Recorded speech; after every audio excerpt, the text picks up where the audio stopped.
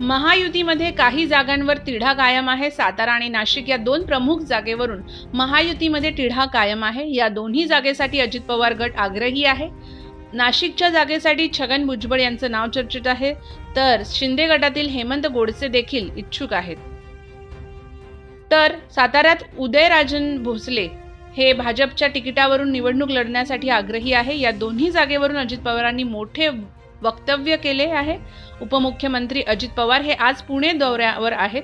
या दौऱ्यादरम्यान अजित पवारांनी माध्यमांशी संवाद साधला। यावेळी अजित पवार यांनी नाशिक आणि साताराच्या जागेवर मोठं वक्तव्य केलं।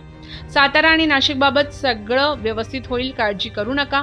ती निवडणूक पुढच्या टप्प्यात आहे, त्याचे फॉर्म भरायला अजून काही सुरुवात झालेली नाही। नाशिक किंवा कोकण यांच्यातील फॉर्म भरायला शेवटच्या टप्प्यात आहे। महाराष्ट्रातील 5वा टप्पा हा शेवटचा टप्पा आहे। देशातील 7वा टप्पा शेवटचा आहे, त्यामुळे त्याला अजून विलंब आहे। आम्ही आज मुख्यमंत्री शिंदे यांच्यासोबत चर्चा करू, त्यावेळी देवेंद्र फडणवीस देखील असतील। मी मुंबईमध्ये आहे, त्यांच्या संदर्भात बसू आणि योग्य मार्ग काढू।